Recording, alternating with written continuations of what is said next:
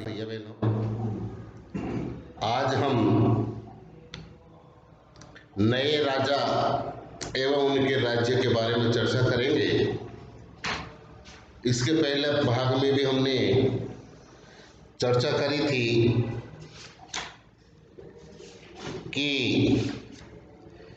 नए राजवंशों का उदय, राज्यों का प्रशासन, प्रशस्तियां और भूमि अनुदान, इनके बारे में हमने चर्चा करी थी। आज हम धन के लिए युद्ध, इसके बारे में भी हम चर्चा करने वाले हैं। अब धन के लिए युद्ध, आपने ये गौर किया होगा कि इनमें से प्रत्येक शासक राज्य का आधार कोई क्षेत्र विशेष था। यानी जो राजा थे उनका जो आधार था वो कुछ क्षेत्र विशेष रहा है। वे दूसरे क्षेत्रों पर भी नियंत्रण करने का प्रयास करते थे।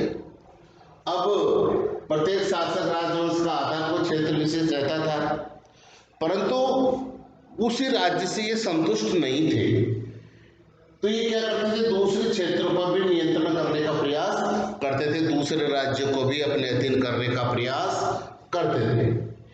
एक विशेष रूप से वांछनीय क्षेत्र था गंगा घाटी में कन्नौज नगर। गंगा घाटी में कौन सा नगर था?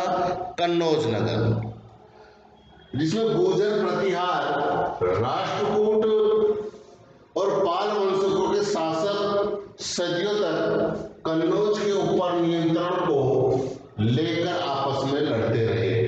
किसके ऊपर नियंत्रण के लिए? कन्नौज के ऊपर नियंत्रण के लिए सदियों से गुर्जर प्रतिहार और राष्ट्रकूट और पाल वंशों के शासक सदियों तक आपस में लड़ते रहे। इस लंबी लड़ाई में 3 पक्ष थे। इस लंबी लड़ाई में कितने पक्ष थे? 3 पक्ष। इसलिए इतिहासकारों ने प्राय इसकी चर्चा त्रिपक्षीय संघर्ष के रूप में की। इतिहासकारों ने इसकी चर्चा किस संबंध में की? त्रिपक्षीय चर्चा के रूप में की है। जैसा कि हम शासकों के बड़े मंदिरों का निर्माण करवा कर भी अपनी सत्ता और संसाधनों का प्रदर्शन करने का प्रयास किया। अब शासकों ने क्या किया कि अपनी सत्ता और संसाधनों का प्रदर्शन करने के लिए उन्होंने मंदिरों का निर्माण करवाया।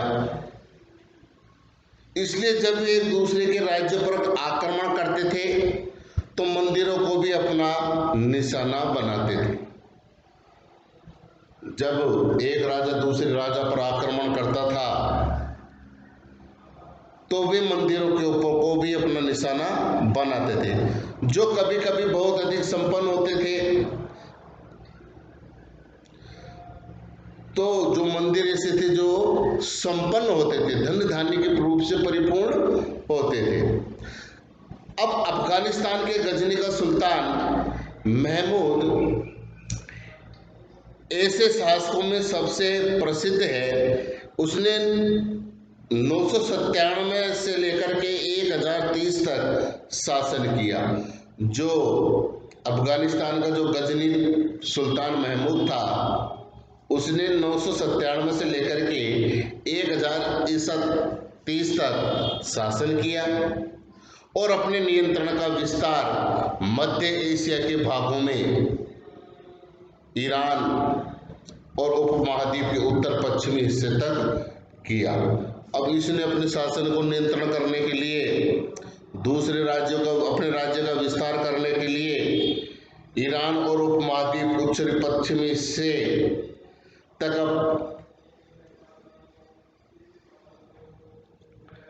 हिस्से का विस्तार किया। वह लगभग हर साल उपमहाद्वीप पर हमला करता था।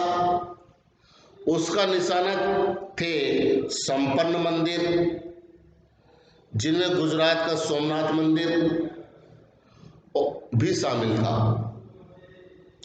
जो संपन्न मंदिर थे उनको ये अपना निशाना बनाता था, जिसमें गुजरात का सोमनाथ मंदिर, महमूद जो धन उठा ले गया उसका बहुत बड़ा हिस्सा गजनी ने एक वैभवशाली राजधानी के निर्माण में खर्च हुआ। जब सोमनाथ मंदिर को लूटा गया, वहां से जो धन लेके वो गया महमूद, उसका बहुत बड़ा हिस्सा गजनी को भी भेंट किया।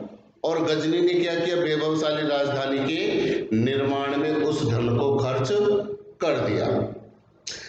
सुल्तान महमूद अपने द्वारा जीते गए लोगों के बारे में भी कई बातें जानना चाहता था और उसने अल-बेरूनी नामक एक विद्वान को इस उपमहाद्वीप का लेखा जोखा लिखने का काम सौंप दिया। अरबी में लिखी गई उसकी कृति किताब अल हिंद आज भी इतिहासकारों के लिए एक महत्वपूर्ण स्रोत है। अब जो महमूद था उसने उसके बारे में अल-बेरूनी नामक एक विद्वान ने लिखा और जो अरबी भाषा में लिखी गई थी। उस किताब का नाम था अल हिंद। आज भी इतिहासकारों के लिए एक महत्वपूर्ण स्रोत है। अल-बेरूनी ने इसे तैयार करने के लिए संस्कृत के विद्वानों से परामर्श किया। अब अल-बेरूनी ने जो पुस्तक लिखी अल हिंद, उसको लिखने के लिए संस्कृत के विद्वानों से भी उन्होंने परामर्श किया, सलाह की। युद्ध करने वाले दूसरे राजाओं में चहमान भी थे, जो बाद में चौहान के रूप में जाने गए। वे दिल्ली और अजमेर के आसपास के क्षेत्र पर शासन करते थे।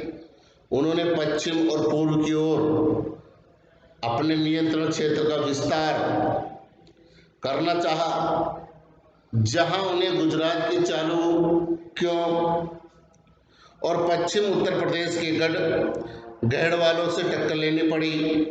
चहमानों का सबसे प्रसिद्ध शासक था पृथ्वीराज तृतीय। चहमानों का सबसे प्रसिद्ध राजा कौन था? पृथ्वीराज तृतीय, जो 1168 से लेकर के 1192 ईस्वी तक, जिसने सुल्तान अहमद मोहम्मद गोरी नामक अफगान शासक को 1191 में हराया था। पृथ्वीराज तृतीय ने किसको हराया था? सुल्तान मोहम्मद गोरी नामक अफगान शासक को। लेकिन दूसरे ही साल 1192 में उसके हाथों हार हो गई। किसके हाथों हार हो गई? मोहम्मद गोरी के हाथों, पृथ्वीराज चौहान की। अब इसके बाद में उरेयूर से तंजावुर तक चोल वंश सत्ता में कैसे आया?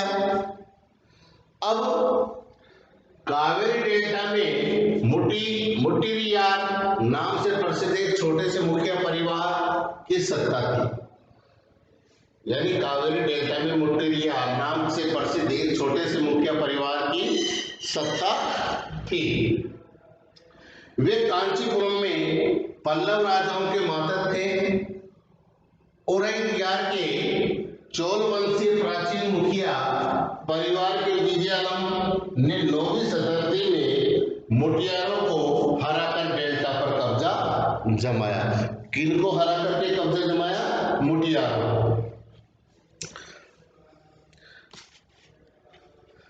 उसने वहां तंजावुर शहर और निशुंभ सुधनी देवी का मंदिर बनवाया। अब किसका मंदिर बनवाया वहां पर? तंजावुर शहर और निशुंभ सुंदनी देवी का मंदिर भी उसने बनवाया।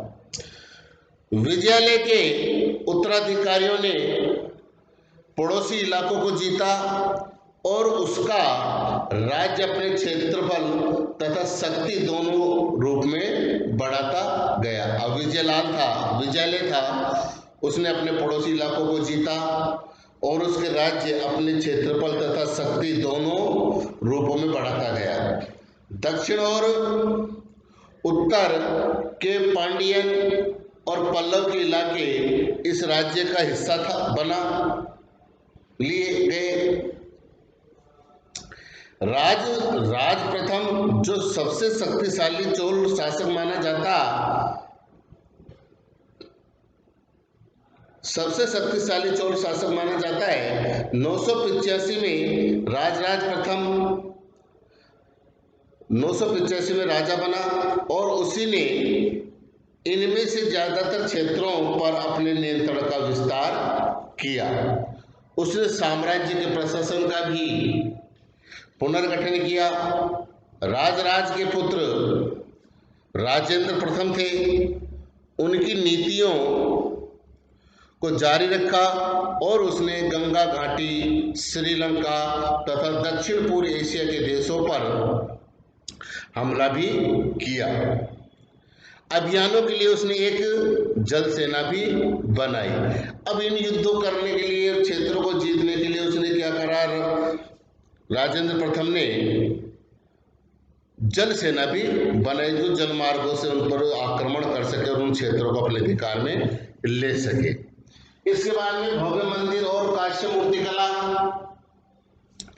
राजराज और राजेंद्र प्रथम द्वारा बनाए गए